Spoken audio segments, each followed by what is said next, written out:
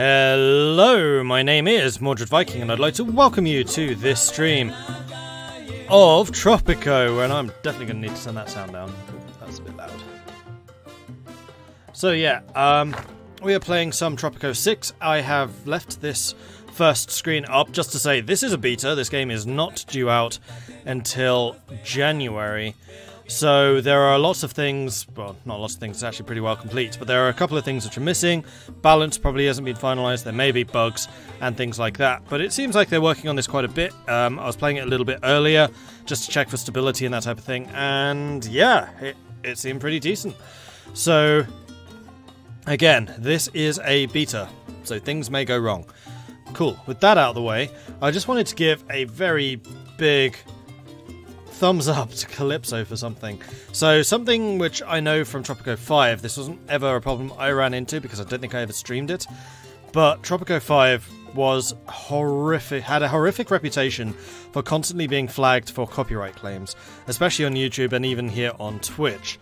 And I am really happy to see that they've added this. Like, this is something which really should become an industry standard, particularly as things like streaming and YouTubes and stuff like that is getting more and more important. So, good. Thank you. Thank you for that. That's awesome. Right, and with that, we will need to try and balance the sounds and everything as we're going.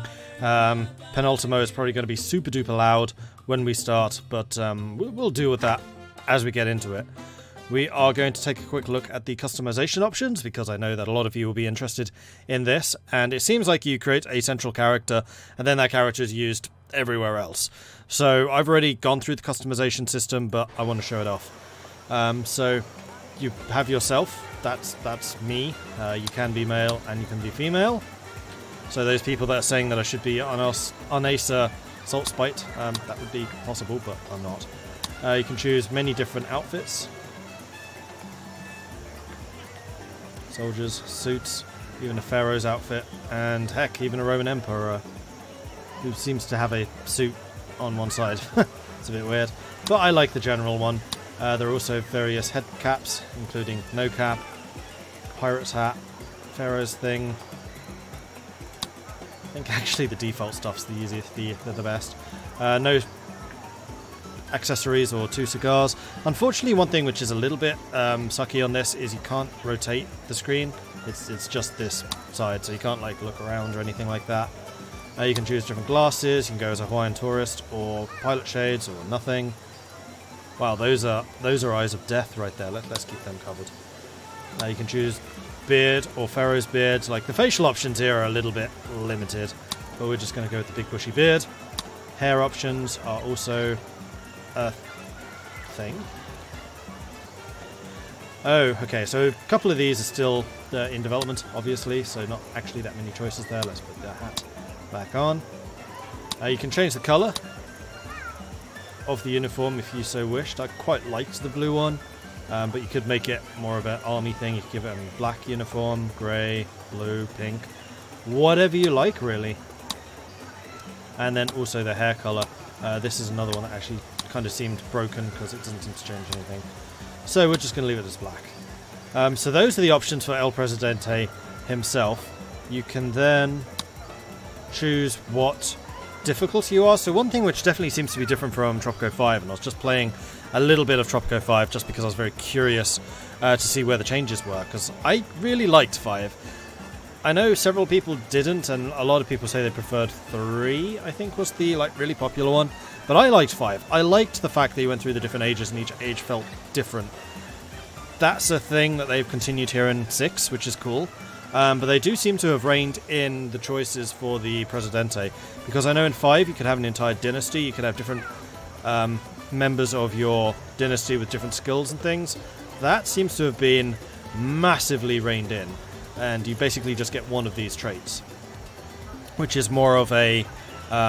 is this a new beta or the same one from a couple of months ago? I think it's the same one from a couple of months ago, but I've only just got access to it. I think it was mostly out for people like Quill and Shenria before that. So you can be apologetic, which gives you standing penalty for rejecting demands decreased by 10%. Participants in protests that have been ended by force less likely to turn rebel. You can be charismatic, which increases the standing with every faction by 1 in relation to superpowers. You can be corrupt, which increases all payments to your Swiss bank account, but also makes the palace decrease crime quite significantly around it. Kind of normal, no change. You can be manipulative.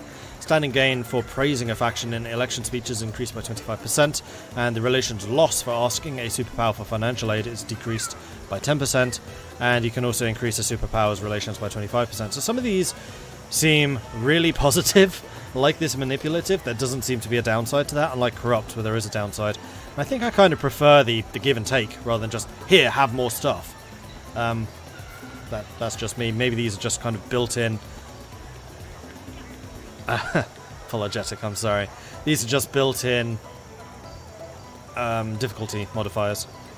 In fact, they kind of seem more like built-in modifiers than really traits. There is a 10% chance for buildings to catch fire after being visited by El Presidente, but your fire stations are a bit better. Like, I kind of like Pyromaniac. That's an interesting one. Spatial Sense Prodigy increases the stockpiles of all buildings and the loading capacity of all teamsters and ships, and the maximum passenger limit of planes and tourist ships by 2%. That seems ridiculous. That just makes everything better. Like, there really ought to be probably a downside to that one. And then Workaholic, you decrease the efficiency of all buildings by 0.01, decrease the job happiness of all buildings by 5, and El Presidente does not leave the palace. That's another one with big upsides, but also big downsides, and I definitely like the ones that are kind of two-edged swords here. But we're just going to go kind of normal. I just want to see how the game itself flows without any real changes to it. And then finally, you can edit your palace, and this is actually seems to have got a lot more love than the customization system for El Presidente himself. You can change the layout of your palace, you can change how it looks, so you can have the wings in front of it, you can have it irregular, you can change where the path goes. I kind of prefer the front yard one. You can change what kind of road you have going out in front. I really want to get the red carpet, but, and this is kind of interesting, you have to have a Neuschwanstein's castle and a Taj Mahal at the same time. So depending on your actions in games, allows you to unlock more aspects for your palace. And I kind of like that. It's like adding prestige items for your accomplishments in games. I kind of like that. That's a cool system. As long as they're not paid or locked behind paywalls. You can change the boundary. Oh, I didn't even see the boundary. Interesting. Light military or heavy military. Again, these are locked behind various different things. I'm going to go with the hedges. We'll go with the hedges. You can change what you have on the roof. So right now I have the rooftop garden. You start default nothing.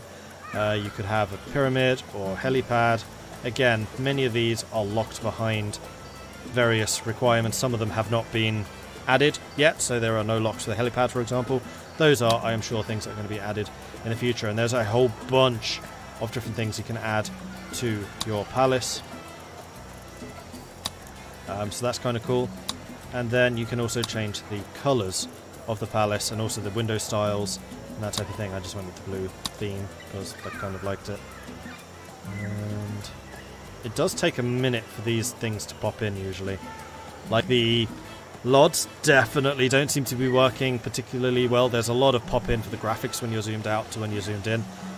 That's just an optimization thing, so I'm fairly sure that type of thing can be fixed. But it is kind of noticeable, so just heads up on that one. Any palace option for anti-protesters.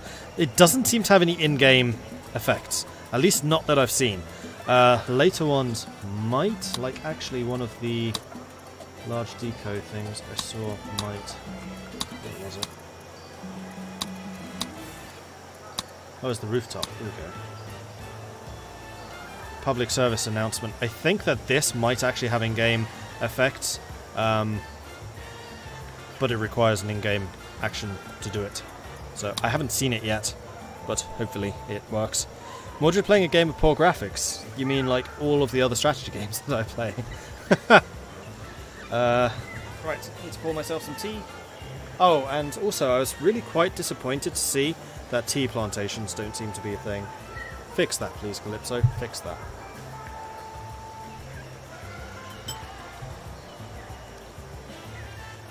So who is El Presidente? It's Mordred, obviously. Actually, it didn't seem possible to change the names. I have not seen any option to do that.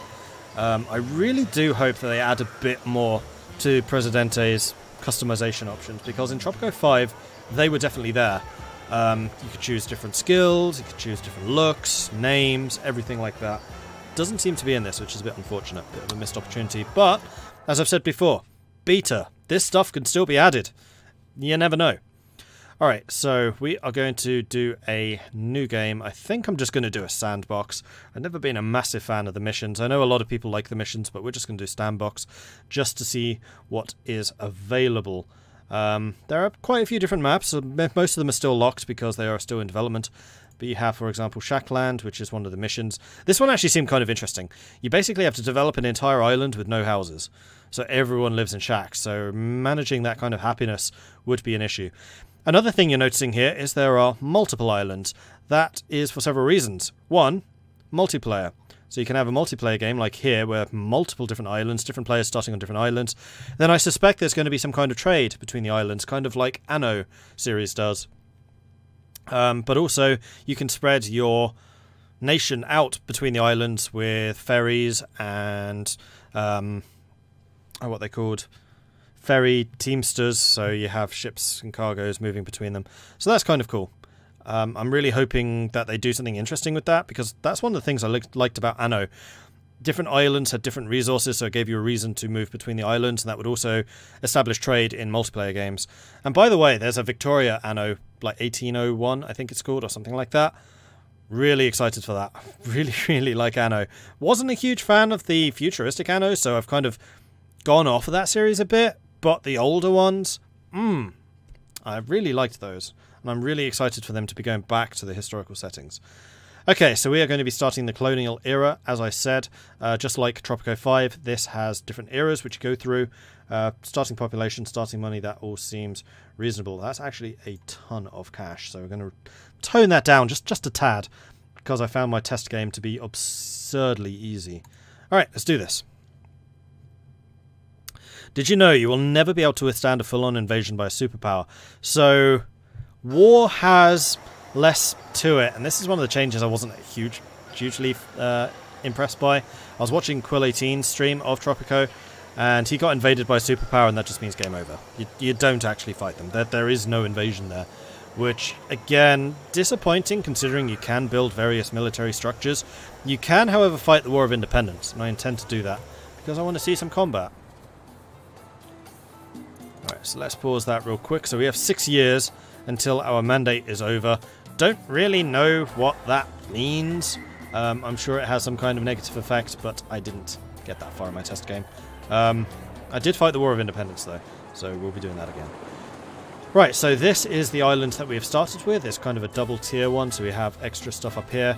I think you can build bridges across these areas. I'm not 100% sure about that. This might be a whole new island, which we will then need to connect like via this, but there might be bridges. I'm not sure. I haven't got that far.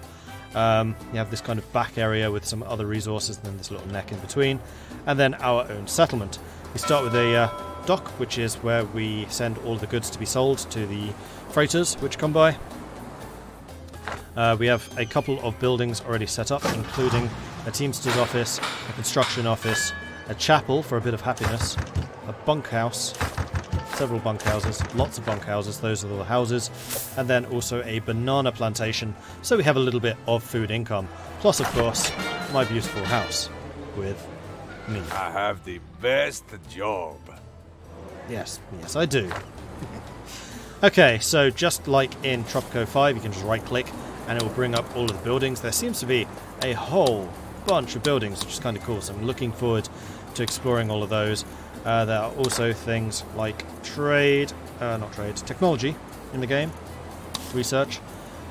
Not entirely sold on this system. This seems to be mostly giving you access to more edicts rather than building upgrades, which is against Tropico 5. I've literally just been playing 5, so there's going to be a lot of references to that. But again, beta might expand on this in the future, and also gives you access to things like the circus and the library, or you can just outright buy the blueprint. I think this is basically a way of avoiding the blueprints. Trade is in the game. I do like the trade system here a little bit better. Rather than buying ships, you can buy trade licenses, and they get increasingly expensive for each one that you get. And then you seem to have a couple more choices for where you want to export and import from. So if you want to be making money, you definitely want to set up a couple of these. Actually, those trade routes are rubbish compared to the ones in my test game. I guess we could do sugar. Sugar or coffee. Leather. Leather's not too hard. Iron's not too hard. Alright. What else? Raids. These are new.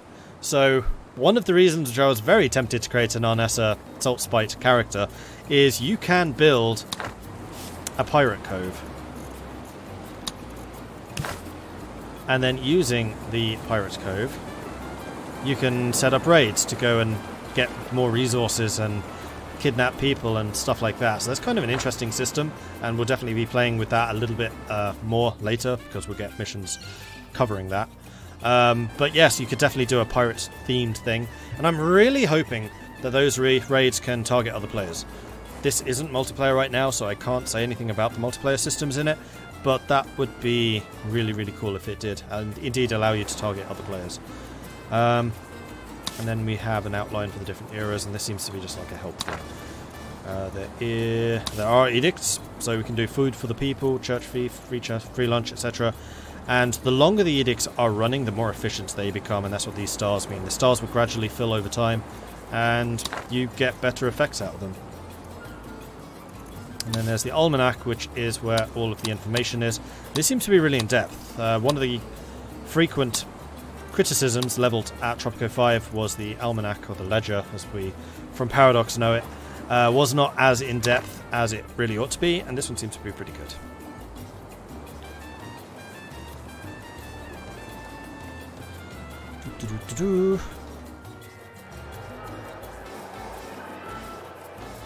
What year is this? This is like 1700, 1750. The freighters coming in are steamships, so actually it's probably early 1800s, I would assume. Can I give you a short TLDR of this game? Never seen this before. So Tropico is a building simulator, I guess would be the best way to say it. You are El Presidente, you are the boss of this island, and it's up to you to build plantations, food, start again. It's up to you to build plantations, housing, chapels, taverns, sort out relations with the Crown, and later on the Allies and the Axis, and then after that USA and America, Soviet Union. It's a building sim. Like, if you've ever played or seen anything like City Skylines, it's probably the closest to this, or the Anno series. The Anno series really is the most similar to Tropico. So I don't really know what you have as a frame of reference. You'll see. And hello everyone. Yes, I haven't really said hello, so hi! Hope you're all doing well this evening. Sorry that there was no Darkest Dungeon, but I just got this in the mail this morning. I was like, ooh, sounds good. Tropico is great because of the comedy in it. So the quality of the writing, I am very happy to report, is very much there. Wait and see. It'll come up soon. Alright, enough of me nattering about. Let's start building some things. So we did start with the basics, which is a darker construction office and teamster's office, so we don't need to worry about those. But we do need to start getting some income. So one of the most standard ways of getting some cash is a lumber camp. So we want to set this up near some of the trees, say about there. And then build a road to connect all of that. And then let's also set up, say, a coconut harvester? Sure. Seems to be a bunch of coconuts down here. So we'll just flip you around. And put you here.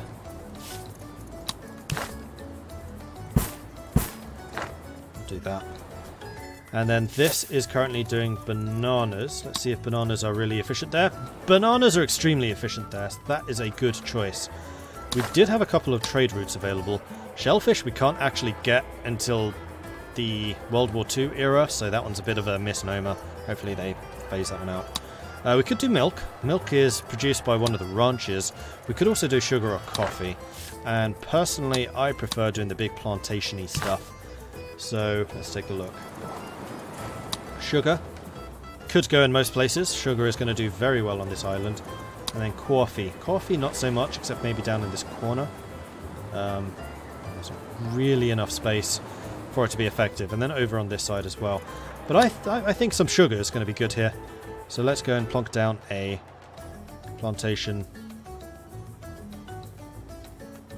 I was going to say like here, But that's going to interrupt the pineapple place. So you know what? I think I am going to put it here. We'll lose a few tiles there at the back, which will make it slightly less efficient, but it seems fine. And then we'll just run a road down here, and then we will finally unpause the game, and we will see the people going about their business. If we zoom right in, we will actually see the various villagers. Did I forget something? You can click on them. We'll see their details, where they're working, where they live. We can bribe them, we can kill them. There's a whole faction system in the game, so people will belong to like the revolutionaries, the rebels, the religious group, the militant group. And then depending on the development of your dictatorship, different factions will rise and fall. Different factions will like you, they'll hate you. And if they hate you enough, they'll become rebels and there'll be coups and things like that. Which is why you do need to worry about guards. So speaking of guards, if we zoom right in on the palace... There's a guard right there, in fact. Can I help you? So we do definitely want to keep those guys happy. So I might bump up their payment just a tad. You know, keep the guards happy, make sure we stay in power. Kind of important. In the meantime, the construction office is doing its job, getting stuff built. Here we have a steamship coming in. Right, we did not set up a trade link, did we? So we're producing sugar, so exporting sugar to the crown, so we get relations with the crown if we succeed on this. And they're also going to pay us 5% more than the standard price for this good. So we're going to do that. Then I think I'm also going to go ahead and unlock another trade route. And we'll set it up for iron, maybe? Can we build mines? Yeah, we can. And if we look around for iron... bollocks. There's an iron mine right there. That was what? That was the pineapple place. Alright, we'll put a iron mine here then, I think. So just turn you around a bit. No, let's have you facing up that way. And then we're going to go ahead and accept the iron trade as well. And we'll make sure that those both get exported. Let's go and complete the road out here. Road, come on. I know, I just got raided. Thought I was supposed to be the Viking here. Hey, Fiona, how are you doing?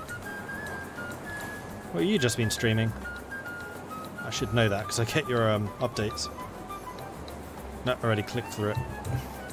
So how are you guys doing? Hope you're having a good evening. We're just playing some Tropico because I finally got access to their beta.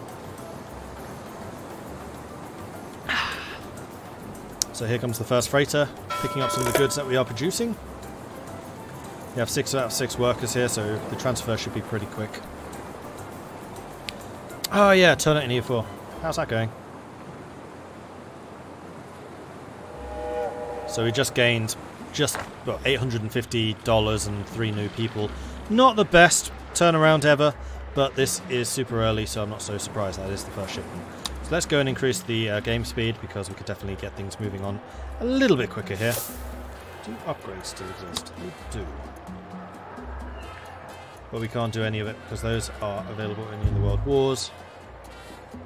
Are they going to be the same for all of the plantations? More or less. What about the palace? Can I upgrade that? I can get more guards.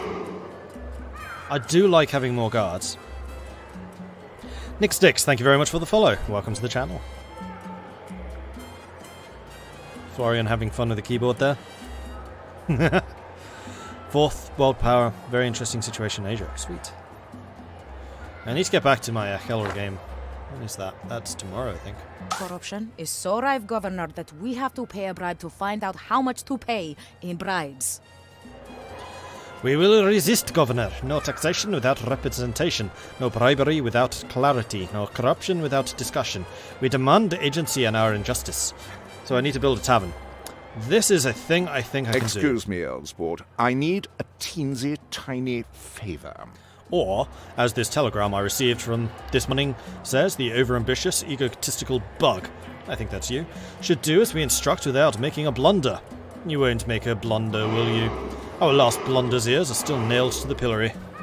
So I need to fulfill an export trade route to the crown. We're working on that one already. So those are both absolutely doable. Let's go ahead and build the tavern, which we can stick right there. Perfect. Never played Tropico, which is the best to play. I would say 5. I really, really liked Tropico 5.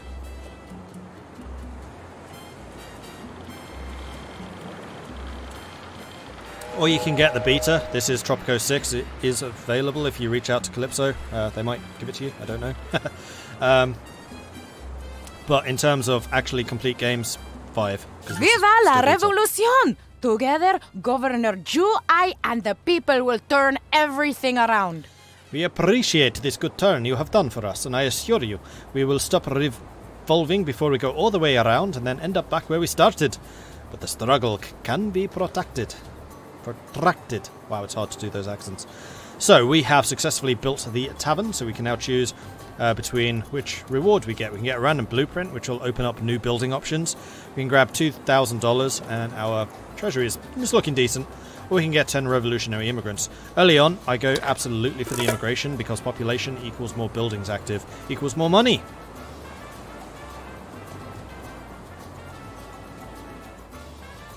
Crown's Guy doesn't have the top out of the bowler cap anymore. Very disappointed. Oh. What buildings do you need to make money?